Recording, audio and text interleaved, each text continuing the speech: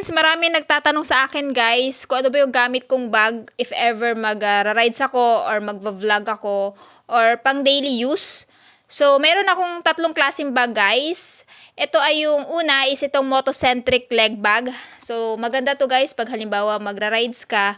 Kasi malaki din yung compartment nito at the same time, gawa to siya sa high quality materials. Anyway, meron din pa silang ibang color na available. So, ito guys is black. Ayan. So, ito may packet siya sa front. Tapos naka-reflectorize na din siya guys. So, pag matamaan to ng ilaw, ayan, magre-reflect siya. And ang kinaganda dito guys, water resistant to. Hindi siya basta-basta mababasa sa loob. Tapos, aside dito sa packet dito, may packet din siya dito.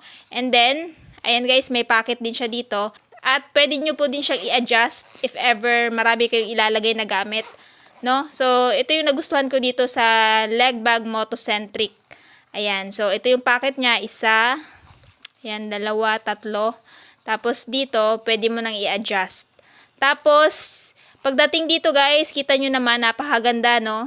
Malambot yung banda dito.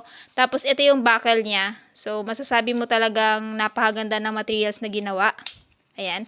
So, pwede mo tong gamitin guys, pang rides, short ride, or pampasok sa trabaho, pwede din. So, kung grab rider ka, highly recommend din itong bag na to. So, kung interested kayo dito guys, ilalagay ko na lang po yung link sa description box. Next is itong Immortal bag. So, ito naman guys, if ever gusto mo naman ng belt bag, ayan, malaki din yung compartment nito, tapos maporma, maangas din. So, ito yung itsura niya. Ayan. So, naka-reflectorize din yan. So, kita nyo naman guys, natatamaan siya ng ilaw, nagre-reflect. Tapos, may packet siya dito. Ayan. And then, meron din siyang compartment dito. And aside dito guys, meron pang isa. So, ito yung nagustuhan ko dito sa Immortal bag. So, pwede mo ilagay dito yung phone mo, charger, or power bank. Ayan. Tapos, meron din pang packet dito. And gawa din siya sa high quality materials guys. And yun yung nagustuhan ko din dito sa Immortal bag, belt bag. Ayan, naka-reflectorize din dito. Tapos meron din siya mga packets dito guys. Ayan o, isa, dalawa. And sa kabila, yung packet niya is naka-zipper. Ayan. Sa buckle naman, ito yung buckle niya.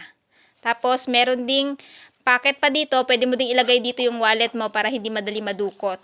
So, ideal to guys, pang long ride. Ayan, pang forma sa mga rides kasi kita nyo naman napaka premium nung materials. So, Immortal bag, motocentric leg bag. Tapos yung pang daily use ko guys, pag nagba-vlog ako, itong Usagi. So, itong Usagi guys, pakita ko sa inyo. Ito yung small niya, no? Or yung medium size niya. Tapos, pag halimbawa daily use guys, pag halimbawa magba-vlog ako, minsan itong Usagi na to na belt bag yung gamit ko or minsan itong mas malaki. Ayan, yung XL. Ayan. So, pagpasensyahan nyo na guys, since palagi ko itong ginagamit, kaya ganito na yung itsura nyo. So, pakita ko lang sa inyo guys yung compartment niya. Ito yung mas maliit, pero pagdating sa design, same lang naman sila ng design guys. No? So, dito, makikita nyo guys, meron siyang lagayan dito ng sticker. So, nandito yung mga stickers ko. Tapos, may packet din dito. Diyan ko ilalagay yung alcohol ko, face powder ko. Pwede kayo maglagay din dyan ng wallet, depende na lang sa inyo. Tapos, may packet din dito. Ayan. So, nandito yung wallet ko. Ayan, suklay.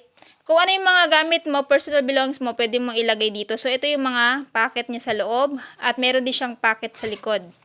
Ayan. No? So, medyo mas maliit nga lang to kumpara dito sa isa. Ayan. So, pagpasensyahan nyo na guys kasi talagang ito yung palagi yung ginagamit pang daily use. No? Tapos, ito namang isa, ganun din naman, ganun din naman yung itsura niya guys. Same lang din sila ng packet. No? Medyo malaki nga lang to. Ayan, naglagay din ako ng sticker dito. Hindi ko pa ito nalalabhan eh. So, papakita ko lang sa inyo yung mga bag na gamit ko. So, medyo madumi na talaga to siya guys, no? So, ayan, may packet din siya dito. Kasya dito guys yung 1 liter na tumbler, water bottle.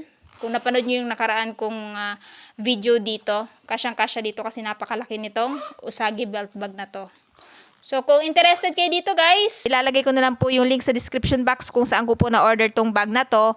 Anyway, ito ay budget friendly so kayang-kaya po ito ng bulsa. Again, ito po ay Usagi, motocentric at syempre yung ating isa pang bag na Immortal bag.